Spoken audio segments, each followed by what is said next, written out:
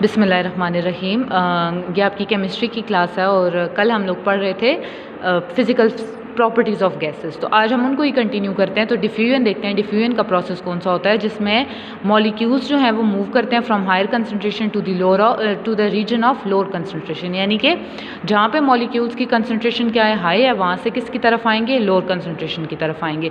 जब ऐसी मूवमेंट होगी तो उसको हम क्या कह देंगे कि ये कौन सा प्रोसेस है, डिफ्यूजन का प्रोसेस है। ठीक है, इसमें कोई भी मीडियम इन्वॉल्व नहीं होता, यानी जैसे ही आप गैशियस मॉलिक्यूल्स क्या होंगे, हायर कंसनट्रेशन में आएंगे, वैसे ही वो क्या कर लेंगे, डिफ्यूज़ कर लेंगे। डिफ्यूज़ का मतलब है कि वो लोअर कंसनट्रेशन की तरफ चले जाएंगे। ठीक है, कोई भी मीडियम रिक्वायर नहीं है। अच्छा, उसके बाद जाते हैं इसकी एक्सप्लेनेशन पे। तो वो ये कहता है गैसेस की प्रॉपर्टीज़ पढ़ रहे हैं, तो इसका मतलब है गैसेस डिफ्यूजन का प्रोसेस जो है वो शो करती हैं। अब उसकी रीज़न क्या है, कैसे शो करती हैं, क्यों शो करती हैं? कंसनट्रेशन ऑफ मॉलिक्यूल्स जब ज़्यादा हो जाती है, कंसनट्रेशन ऑफ मॉलिक्यूल्स जब ज़्यादा हो जाती है तो उन मॉलिक्यूल्स के दरमियान कुलियंस भी क्या हो जाती हैं, ज़्यादा हो जाती हैं। If concentration increases the collisions per unit time also increases. Concentration ज़्यादा हुई तो कुलियंस भी क्या हो गई, ज़्यादा हो गई। जब कुलियंस ज़्यादा हो गई हैं तो मॉलिक्यूल्स मूव करना स्टार्ट कर देते हैं from the region of higher concentration to the region of lower concentration.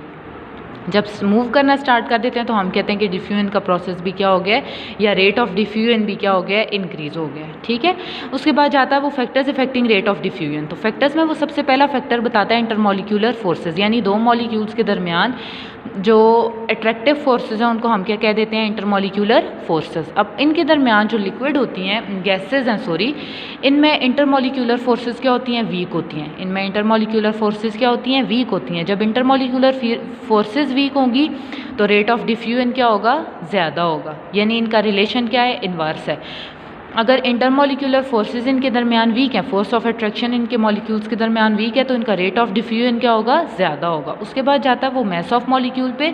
तो फिर वो दोबारा ये बात कहता है कि जो डिफ्यूजन है, रेट ऑफ डिफ्यूजन है, वो इन्वर्सली प्रोपोर्शनल है इसके मैस के, यानी गैशियस मॉलिक्यूल्स के मैस के या इसकी डेंसिटीज़ के अकॉर्डिंग टू ग्राहम लॉ। ये जो चीज़ है ये ग्राहम लॉ एक्सप्लेन करता है। वो ये कहता है कि रेट ऑफ डिफ्यूजन जो है वो इन्वर्सली प्रोपोर्शनल होता है मैस ऑफ मॉलिक्यूल्स के या फिर उनकी डेंसिटीज़ की। ठीक है, तो यहाँ पे हम देखते हैं कि गैशियस मॉलिक्यूल्स जो हैं वो बहुत ज़्यादा लाइटर होते हैं। ठीक है, वो इतने हैवियर नहीं होते।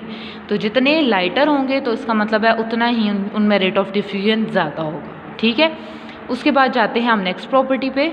तो इनकी नेक्स्ट प्रॉपर्टी है इफ्यूजन। अब इफ्यूजन और डिफ्यूजन में फ़र्क क्या है, ये भी है the movement of molecules from the region of higher concentration to the lower concentration. अब देखें ये भी डिफ्यूजन की तरह ही है, लेकिन इसमें फ़र्क क्या है, इसमें मीडियम है।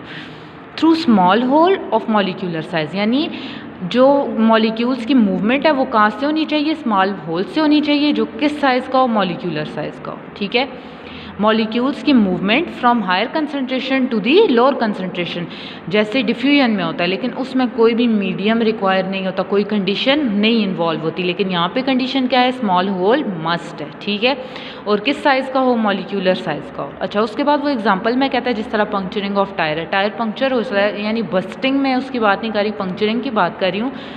तो उसमें एक स्मॉल होल होता है जिसके थ्रू जो है वो गैस क्या होती रहती है, इफ्यूज़ होती रहती है। अच्छा, उसके बाद वो कहता है डेंसिटी पे आओ। तो सबसे पहले हम डेंसिटी को डिफाइन करेंगे कि डेंसिटी होती क्या है। The mass per unit volume of a substance is known as density. Mass per unit volume of a substance is known as density. तो इसको मैथमेटिकली जब हम लिखेंगे तो D = m / v। अच्छा, उसके बाद वो और इसका अगर हम यूनिट देखना चाहें तो इसका यूनिट क्या होगा, मैस का क्या होता है, ग्राम, और वॉल्यूम का क्या हो गया, सेंटीमीटर क्यूब। तो इसका यूनिट हम लिख सकते हैं ग्राम पर सेंटीमीटर क्यूब। अच्छा, उसके बाद वो जब इसकी एक्सप्लेनेशन पे जाता है तो वो कहता है कि इस अगर मैथमेटिकल फॉर्म को देखें तो दो फैक्टर्स इन्वॉल्व हैं, एक मैस, दूसरा वॉल्यूम। अब मैस का जो है वो देखें तो डेंसिटी के साथ डायरेक्ट रिलेशन है। कैसा रिलेशन है, डायरेक्ट। और वॉल्यूम के साथ इसका कौन सा रिलेशन है, इन्वर्स रिलेशन है। ठीक है, और डेंसिटी का जो है वो इन्वर्स रिलेशन है किसके साथ, वॉल्यूम के साथ। दो फैक्टर्स इन्वॉल्व थे, मैस और वॉल्यूम। मैस के साथ डेंसिटी जो है वो डायरेक्टली रिलेशन में है, डायरेक्ट है, और जो वॉल्यूम है उसका डेंसिटी के साथ रिलेशन कैसा है, इन्वर्स है। ठीक है, अब वो मैस की ये बात करता है तो गैसियस मॉलिक्यूल्स लाइटर मॉलिक्यूल्स होते हैं, इतने मैसिव नहीं होते। जब इतने मैसिव नहीं है इसका मतलब इनकी डेंसिटी भी लो है। इनका वॉल्यूम जो है वो ज़्यादा होता है, तो वॉल्यूम ज़्यादा होने की वजह से भी हम कहते हैं कि डेंसिटी क्या है, लो है। क्यों? क्योंकि इनका कैसा रिलेशन होता है, इन्वर्स रिलेशन। वॉल्यूम को अगर कम करेंगे तो डेंसिटी ज़्यादा होगी, अगर वॉल्यूम को ज़्यादा करेंगे तो डेंसिटी कम होगी। तो गैसेस का वॉल्यूम जो है वो ज़्यादा होता है तो डेंसिटी कम होती है, जबकि इनका मैस कम होता है तो इसका मतलब है इनकी डेंसिटी भी कम है। तो ये है इसकी फ़िज़िकल प्रॉपर्टीज़ गैसेस की। अब उसके बाद कल हम स्टार्ट करेंगे गैसेस गैशियस लॉज जो हम पढ़ेंगे, बॉयल लॉ और चार्ल्स लॉ। तो उससे पहले आपने जो है इसकी सारी प्रॉपर्टीज़ अच्छी तरह से याद करनी है, ठीक है। Thank you so much.